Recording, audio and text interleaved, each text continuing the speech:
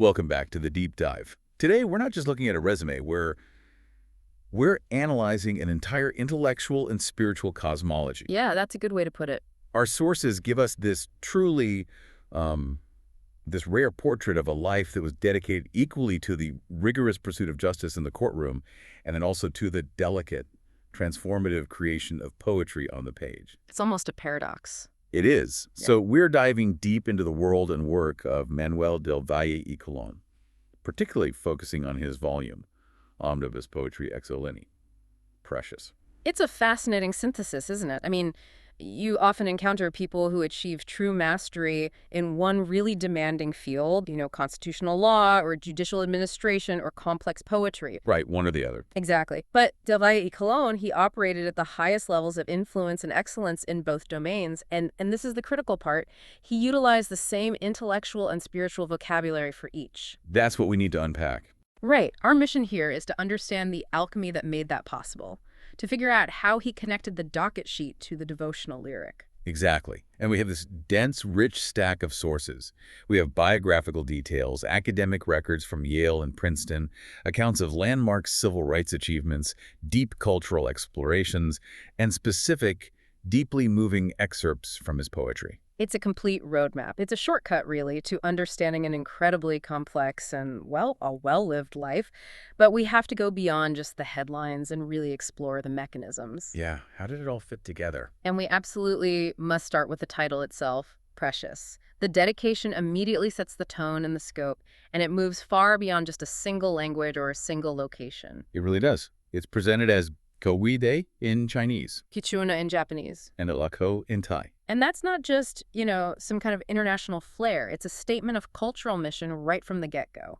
That multilingual dedication signals a global perspective, but one that's filtered through intensely personal experience. The core theme is baked right in. The collection is dedicated to those called precious, and it celebrates the precious thing that is life, its inherent beauty, its inevitable conflicts, with this explicit goal of reconciliation and finding harmony. And that word, harmony, I think that's the bridge. That's what connects his law work and his poetry. It's the search for harmony in both. I think you're right. The summary statement we have on him, what we can sort of call the biographer's view, it reinforces this mission. It describes him as a rare voice of authenticity, intellect, and creativity, but it emphasizes that he doesn't just live life. Right. He interprets, examines, and elevates it through words, vision, and action. And that's where the tension lies, isn't it? Mm. The lawyer has to interpret and examine the law, and the poet has to interpret and examine the soul. He's doing both. With the same toolkit. That phrase, interprets, examines, and elevates, that's our mandate for this deep dive. It implies that every single experience, whether it's a hard-fought court case requiring intense intellectual rigor or a moment of quiet spiritual reflection, it all becomes material for a deeper public and personal understanding. Now we're going to unpack that. We're going to unpack how this journey from New York City housing projects to Ivy League halls, and finally to writing poetry rooted in global spiritual traditions, created this unique, synthesized perspective. We are connecting the courtroom to the cosmos, and we're going to find out precisely how those connections were built. Yeah. Okay, so let's start at the foundation in part one, the roots of an advocate. Manuel del Valle y Colón was born in East Harlem, New York City in 1948. He was the eldest son of parents who hailed from Hatillo and Moca in Puerto Rico. So his formative years were, they were steeped in the specific environment of that urban crucible that was New York in the post-war era. It was a really intense time. He spent his early childhood in the housing projects, moving from the Carver houses to the Douglas projects in the mid-1950s. He attended the local public schools PS 72 and PS 179 before getting into the highly competitive Brooklyn Technical High School in 1962. And that foundation, being in East and West Harlem, it's just so essential to understanding his later, his relentless advocacy for community rights and representation. It is. But what's immediately striking, though, is that this strong local grounding was paired with this massive expansion of his cultural horizons, even when he was just a young man. Yeah, our sources highlight his deep cultural curiosity, spanning Thai, Chinese, Japanese, and even Taino traditions. And the sources are very, very specific that this wasn't just some surface-level tourism or a casual interest. This exploration was undertaken through immersive respect and deep translation, both linguistic and emotional. Deep translation. I love that phrase. It's key. That concept is key to understanding everything that comes later, both his poetry and his law. It implies absorbing not just vocabulary, but the whole philosophical and spiritual frameworks that language carries with it. It's the origin of that global perspective we saw in the dedication of Precious. He explicitly thanks his Chinese, Thai, and Japanese teachers for expanding his linguistic, cultural, and spiritual vocabulary. And that enriched vocabulary is what allowed him later on to seamlessly bridge the dense legal jargon he needed in the courts with these ancient mythologies and spiritual tenets in his poetry. It's the same language, just a different application. Okay, so let's get to his high school years. Ugh. Brooklyn Tech, which the sources frame as a crucible. And rightly so. This was where his intellectual ambition was really forged. I mean, he was involved in practically everything. The list is kind of incredible. It is. The Free World Club, the Debating Society, the Survey, manager of the fencing team, and critically, the polling squad, which actually conducted polling for New York City elections. So he was involved in civic life and I guess, the measurement of political will from the very beginning. From the jump. But what's truly fascinating about his time there is the insight we get from his peers. He actually included their yearbook inscriptions in Precious as part of what he calls his Precious Archive. And they are so telling. They're incredibly telling about his early reputation. They clearly saw him as a future intellectual and political force, not just another classmate. The titles they gave him are just astonishing. He was dubbed the amateur historian, his cohort's favorite philosopher, the best history student in the school, and my personal favorite, the king of quotes. Right. This isn't just about being a good student. This indicates he was the intellectual center of gravity, the person everyone went to for context, for analysis, for perspective. And their projections for his future were, well, they were almost prophetic. They weren't just saying good luck. No, not at all. We see inscriptions like, to the power behind the throne. Which is pretty intense for a high school yearbook. Very. And lots of luck, Congressman. And then the incredibly ambitious one. May you be involved in a historical cataclysmic occurrence. Wow. I mean, that's some heavy stuff to put on a high school kid. It is, but it suggests his classmates intuitively knew he was destined to be a participant in, and also a chronicler of, moments of monumental political and social change. It speaks to this deep early confidence in his intellectual destiny that he then just carried forward. And that ambition was immediately channeled into tangible action. This brings us to the Aspira years and his public service mentorship. Exactly. While he was still in high school, he was deeply involved in the Aspira movement, which, for those who don't know, is the Puerto Rican equivalent of something like the NAACP Legal Defense Fund, with a heavy focus on youth development and education advocacy. And he wasn't just a member. He was elected Issues and Actions chairman of the Aspira Clubs Federation. This was a pivotal moment for him. This is where he really cut his teeth as an advocate. He wasn't just self-taught. He was trained by some of the giants of Puerto Rican advocacy and community organizing. We're talking about Antonia Pantoja, the founder of Aspira. A legend. Yolanda Sanchez, who was the executive director of the East Harlem Tenants Council, and Isora Santiago, who would later become president of Hostos Community College. Being trained by figures like Antonia Pantoja meant he learned the strategies of community organizing, of nonprofit mobilization, and grassroots political action before he ever stepped foot inside a law school. Right. This mentorship connected him directly to the real-world fight for education and representation. And just look at his peers from that time. Wilfredo Caraballo, who became a tenured law professor and the New Jersey public advocate. Fernando Ferrer, former Bronx borough president. He was moving in the circles that were quite literally charting the future of New York's political landscape. No question. And his academic path was just as unique as his cultural pursuits, which further illustrates his self-directed focus. After Brooklyn Tech, it wasn't a standard 4-year college track. No, he went to the Yale Transitional Year Program, or TYP, from 1966 to 1967. And the TYP was a program designed to give a more culturally and academically diverse group of students an opportunity to transition into the rigors of the Ivy League system. It often provided this critical bridge year. So it was an incubator for him. In a way, yes. This experience allowed him to hone his research and writing skills in a really focused environment before he moved on to Wesleyan University. And at Wesleyan, his learning was immediately applied to activism, continuing that thread from Aspira.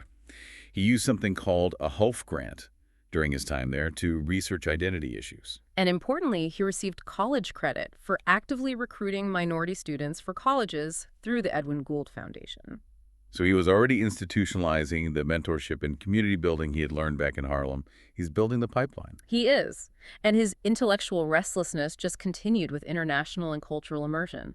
In the summer of '69, he studied Spanish literature in Madrid, and then he immersed himself in Puerto Rican history, literature, and political science at the University of Puerto Rico, Rio Piedras. And again, he didn't just attend courses there.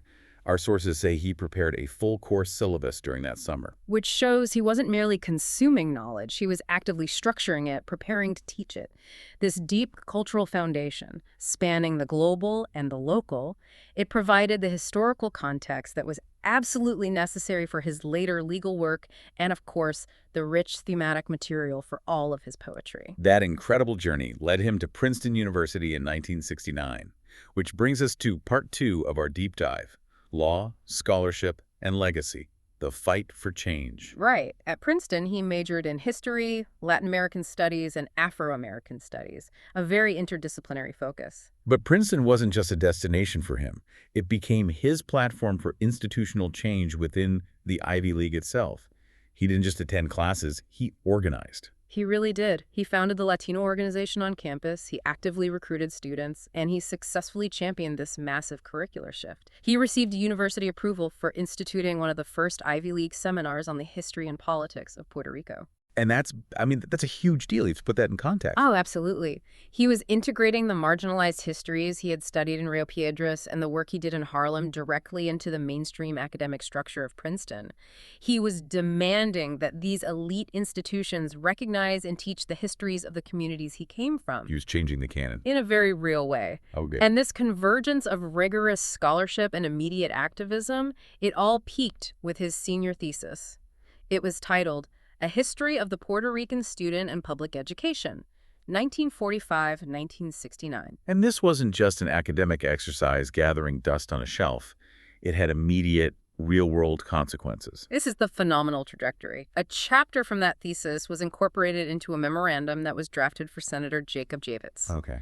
This memo was then used by the Puerto Rican Legal Defense and Education Fund, Inc., or PRLDEF, to frame the legal complaint that would ultimately redefine civil rights in education. So wait, let's trace that. High school activism leads to deep scholarly research at Princeton. Yep. And then that research becomes the academic pillar supporting a major civil rights lawsuit before he even finished his law degree. It's an incredible flow. He then went straight to Yale Law School, graduating in 1974, and he was there with notable figures like Clarence Thomas and Lonnie Guanier. And after Yale, he immediately put his learning into practice at the Puerto Rican Legal Defense and Education Fund, PRLDEF, as a trial attorney. We should probably clarify for the listener, PRLDEE was, and still is, the functional equivalent of the NAACP Legal Defense Fund, but for the Puerto Rican community.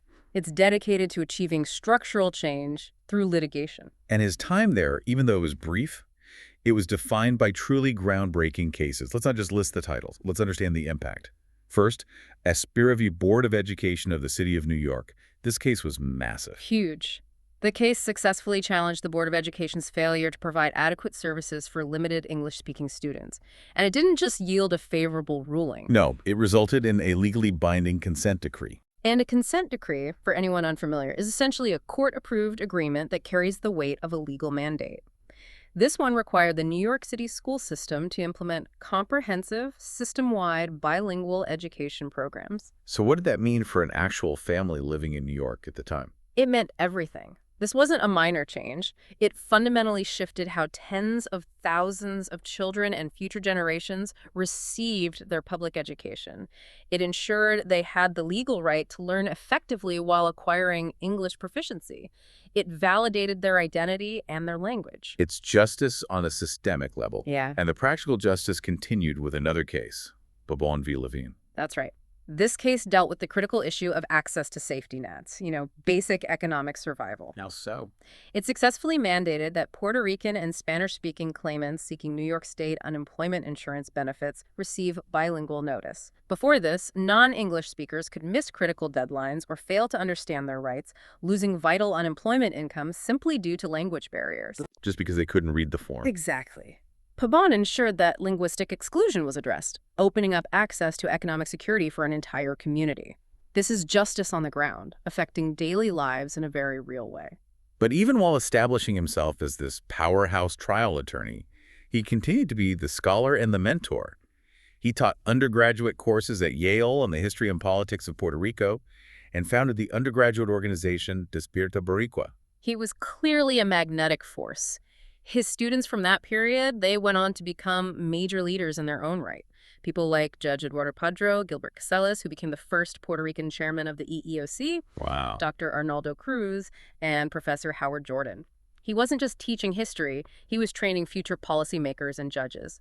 He was building the next generation. And the power of his early influence is just perfectly captured in this anecdote involving Supreme Court Justice Sonia Sotomayor. It's an amazing story. He taught at Princeton School of Public and International Affairs when he first met her. And when she later wrote the inscription in his copy of her memoir, My Beloved World, she offered perhaps the highest praise imaginable. Her words were, "Manuel, you are my first role model, someone with a passion for fighting for change.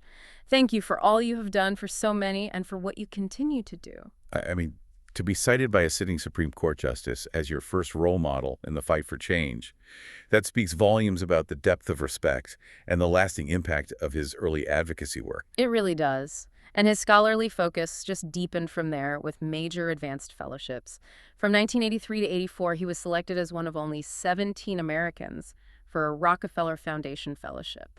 And he used it to study at the London School of Economics, preparing a thesis on the complex jurisprudence of Puerto Rico before the U.S. Supreme Court, a work that was subsequently published. And this is where we see that intense intellectual demand for synthesis. Analyzing the constitutional and statutory status of Puerto Rico before the highest court in the nation requires mastery of history, political science, and incredibly dense legal doctrine. He was applying his whole interdisciplinary foundation to solve these major structural questions. He followed that up with a Ford Foundation Fellowship from 86 to 87.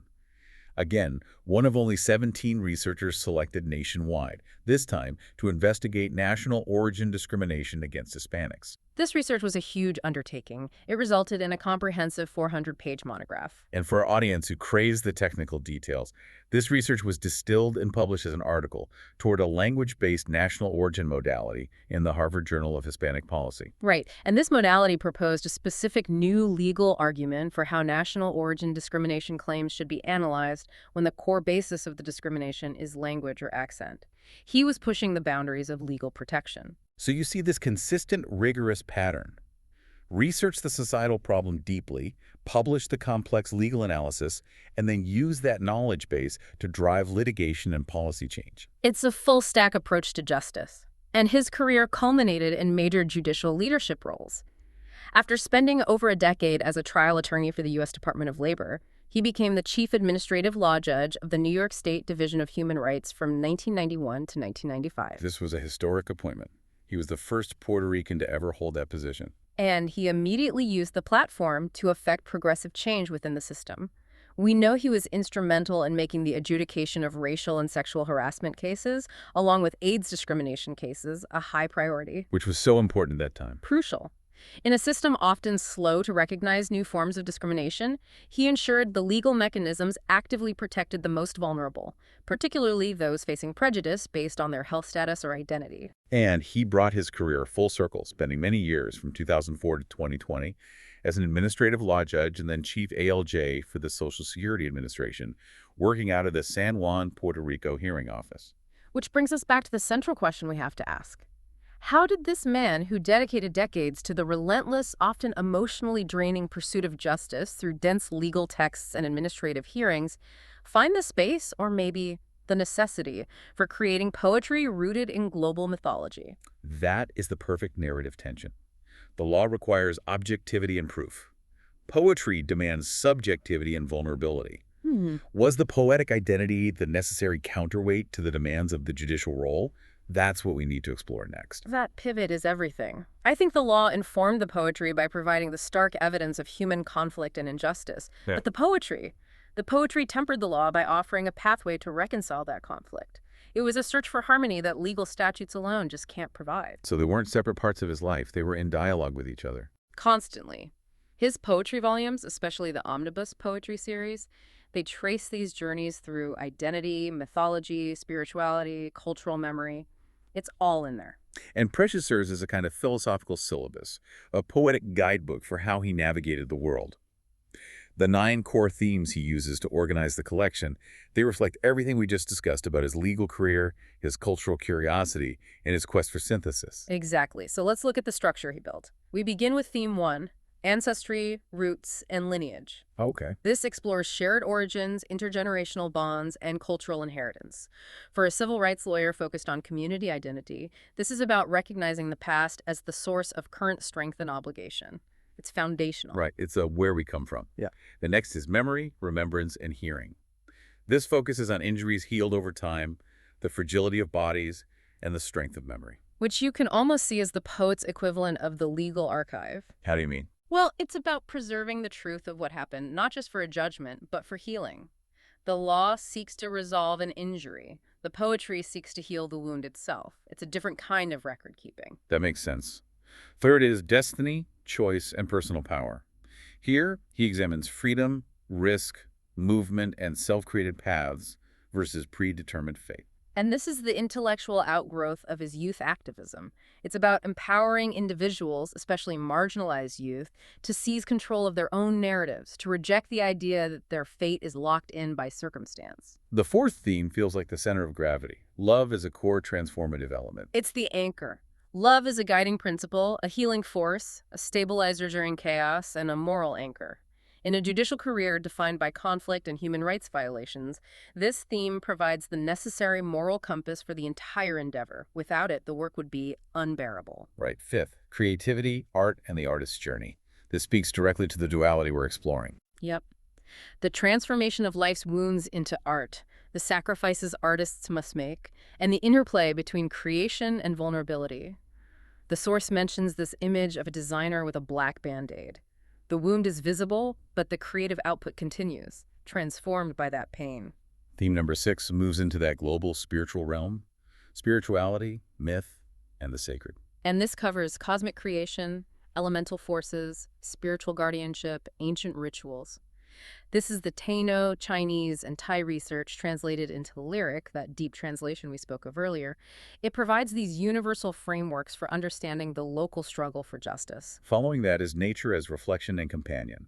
Nature is presented as an archive of truth, a non-judgmental stage for love and identity, and a stark reminder of our own impermanence and vulnerability. In the frantic, often concrete-laden environment of New York City and the courtroom, the natural world offers grounding and an eternal perspective. It's a necessary escape. The 8th theme is childhood, vulnerability, and growth. This revisits the discipline and the wounds that shape our identity, emphasizing the preciousness of early experiences. And given his foundational work in Asper v. Board of Education, focusing on the preciousness of children's education and rights is not just philosophical for him, it's professional. It's his life's work. And finally, the 9th theme brings it all home. Cultural identity and language, Whoa. belonging, cross-generational transmission of language, the intimacy of shared origin. This is the direct lyrical expression of his work at PRLDEF. It's about fighting for the right to belong and to be heard and understood in one's own tongue, recognizing that language is the container of identity. If you lose the language, you risk losing everything. So it is, in essence, this complex manual for modern living, built on a foundation of legal rigor and ancient wisdom. He created a structured argument for how you can remain whole and find harmony in a world that feels like it's designed for fragmentation. So, now we get to the heart of the collection, part 4, the nuggets of insight. These are the specific poetic moments, the vignettes, where his philosophical structure really crystallizes into narrative. Let's start with a poetry that deals with conflict and destiny, specifically the generational clash. Yes, there's a really powerful scene described where an angry father tells his son to kneel down until he's given permission to stand up. The legal mind immediately sees the dynamic of power and coercion there. Sure. But the poetic insight elevates it. The source states that regardless of the parents' words or commands, there is no way they can stop the universe from evolving. The child, in this perspective, belongs to a world yet unborn, ready to be defined by their own creativity and experimentation. The parent, however, is depicted as time's prisoner, clinging to a past that no longer exists or, frankly, shouldn't be replicated. And the crucial takeaway is that this clash isn't a failure. It's inevitable. It's even preordained, because new life must push against the constraints of the old. Reconciliation, therefore, has to lead to a harmony where only love prevails. It's an argument for necessary and sometimes painful evolution. That same tension is revisited in well, a far sadder vignette. The parent who slaps his son for choosing his own friends and, in that anger, fails to say the crucial words, "I love him." The poetic consequence is immediate and devastating. Love negation leads only to conflict, confusion, and departure. The poem asserts that the child's ultimate heritage is freedom and liberation. This is the core of his advocacy applied to the personal sphere. Self-determination is paramount, whether you're up against governmental authority or familial authority. It's the same principle, and this philosophy feeds directly into his powerful declaration on purpose. The phrase, "win your destiny, lose your fate." I mean, that's an instruction manual disguised as a motto. It absolutely is. How does he break that down? Well, he calls fate an empty promise that gamblers make. His critique here is directed squarely at what he sees as the pitfalls of modernity. He argues that the modern world gambles away hope, replacing immutable, soulful truths with acquisition and disposal. Acquisition and disposal. That's bleak. It is. Distraction, reaction, and the chase for material goods become the gods of modernity, leading to what he calls a never-ending quest for nothingness. That feels incredibly relevant today, almost painfully so. It is. The solution, he posits, is to deny these modern gods, to dethrone them, detooth them, let go of crippling attachments, and find true harmony in the village or community, in the profound, quiet preciousness of time, caring for and being cared for by others. It's a direct response to the isolation and materialism he was witnessing in society. Right. And moving from that intellectual fight to the emotional anchor, his poetry is just full of these moments defining love and poverty and simplicity. The anecdote of the bitten engagement ring is a perfect, concise moment of lyricism that just sticks with you. It really does. It beautifully illustrates the idea that true preciousness is entirely non-material. A couple is too poor to afford a ring, so they substitute the ritual. They bite each other's wedding fingers, sealing the commitment with a kiss. And in that precise moment, synchronized fireworks just happen to go off in the distance. And the takeaway is immediate and profound. Poverty is never an obstacle that love cannot overcome. They invoked love, and the universe signified by those fireworks acknowledged it. It's a beautiful piece of magical realism. And joy is found even in genuine hardship. I love the story of the lovers traveling on the back of an open-air pickup truck, sitting on top of 100 coconuts because their motorbike ran out of gas. It's such a beautiful image of resilience. They could have been miserable, right? Focused on the inconvenience or the reality of their poverty. Instead, they used that time to sing school songs together. The sources make it clear that there was no hardship too harsh they could not bear so long as they were together. Happiness was found in the preciousness of time together, sitting in flip-flops on top of coconuts, making the journey itself an intimate memory. It serves as a lyrical antidote to the materialism that he critiqued earlier. We also see these small, intimate games used as acts of rebellion against manufactured efficiency.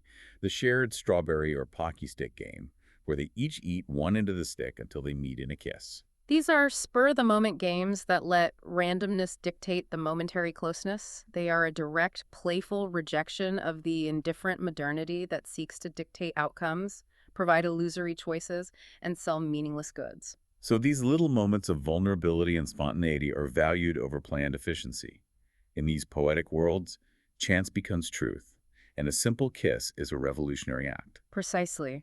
And then the poetry takes a sharp turn into the spiritual and mythical, integrating those global cultural traditions he studied so meticulously.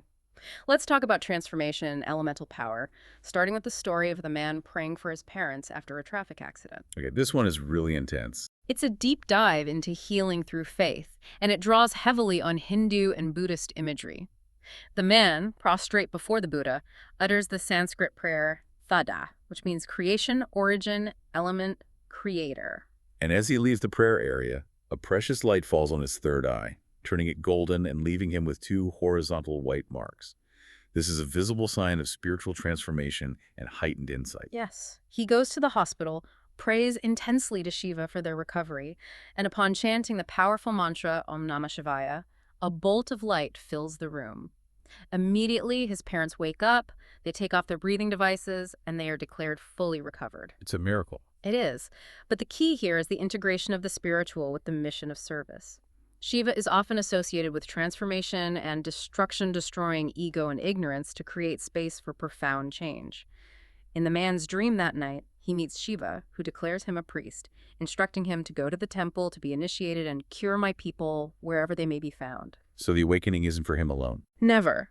This illustrates Del Valle Colón's core belief. Spiritual awakening is intrinsically linked to public service and healing. It echoes his entire lifetime of legal service to his community. And this theme of spiritual service and protection continues with the imagery of the four priests of Shiva holding the elemental powers, wind, water, earth, fire, and using the mantra Om Shiva to open and close the city gates. This is the concept of spiritual guardianship made concrete.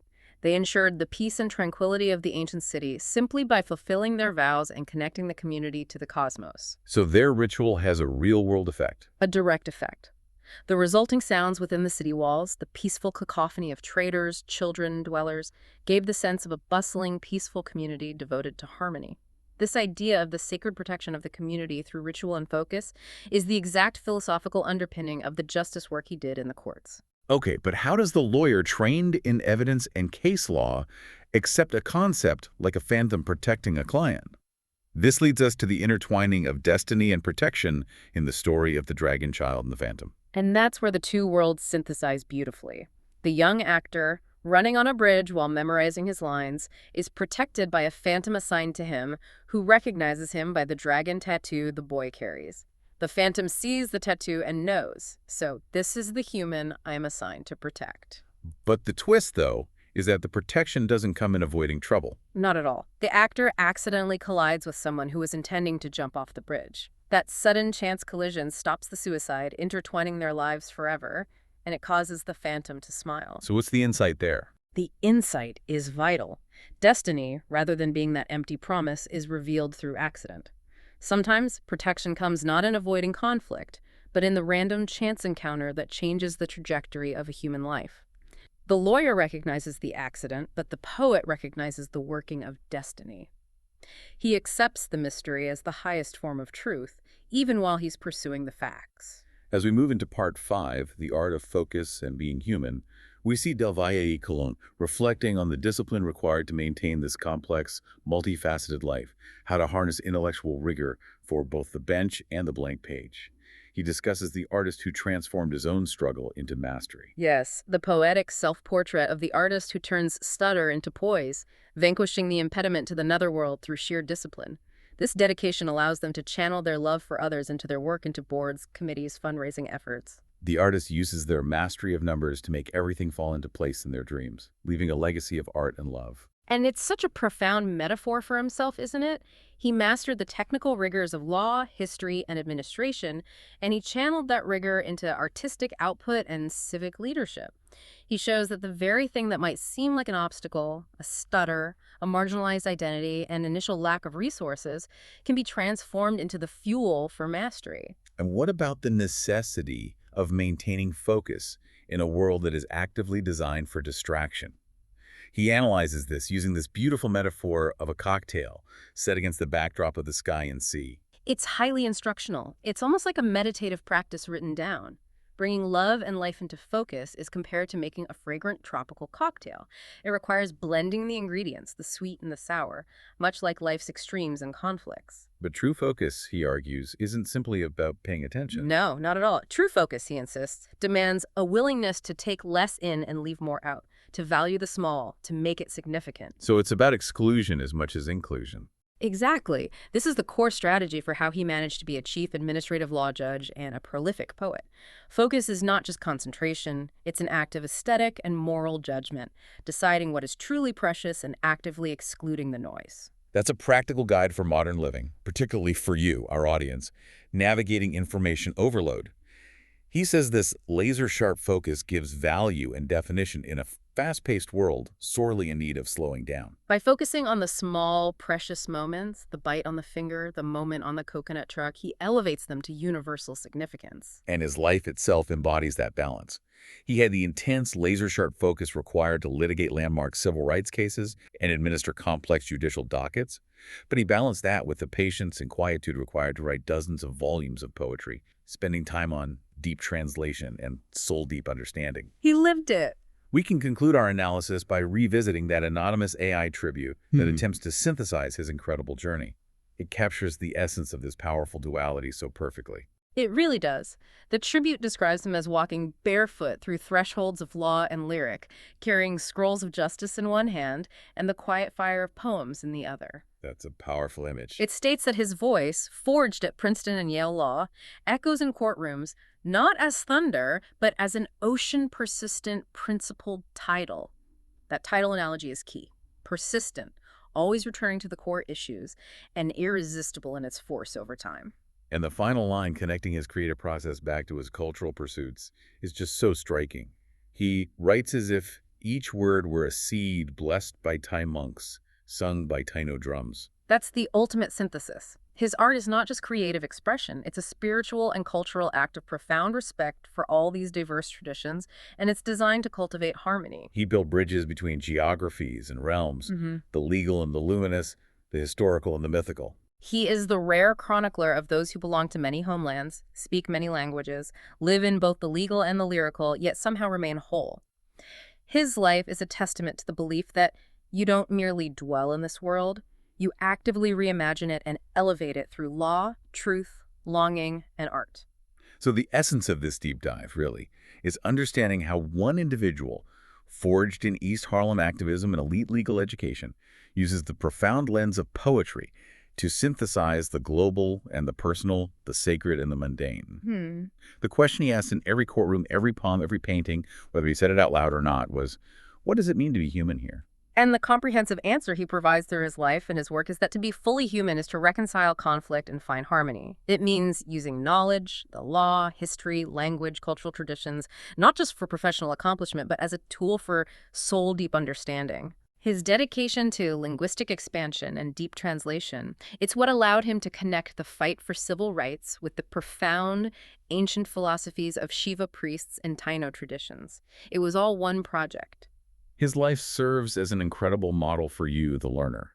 You see that wounds, whether they are personal, like a stutter transformed into poise, or communal, like exclusion and education, can be transformed into art and into power and into service. You can live fully in the technical world of law and administration while remaining dedicated to the spiritual search for meaning. They don't have to be separate. We've explored how spiritual healing is possible, how love overcomes material poverty, and how relentless legal tenacity protects the community. And we saw the 4 Shiva priests using their elemental power and the mantra Shiva to open and close the city gates, ensuring peace and tranquility, a form of ancient, sacred protection for the citizens within. And we also saw Manuel del Valle Colón's work on Aspera v. Board of Education, fighting tenaciously for bilingual education and representation for the unheard, essentially opening the gates of education to those who were previously excluded. It's the same vital function. It is. It absolutely is. So I leave you with this final provocative thought to consider. How does the tenacious defense of the unheard through filing briefs, arguing motions, and achieving structural legal victories function in modern life as a direct equivalent to that sacred elemental protection for the community that the ancient priests offered? How is the pursuit of justice the modern form of spiritual guardianship? The same goal: peace, tranquility, and the right to belong. A powerful question to meditate on as you navigate your own pursuit of justice and harmony, whether in your professional life or on your personal path. Thank you for joining us on this deep dive into the precious life of Manuel del Valle Colón. Until next time.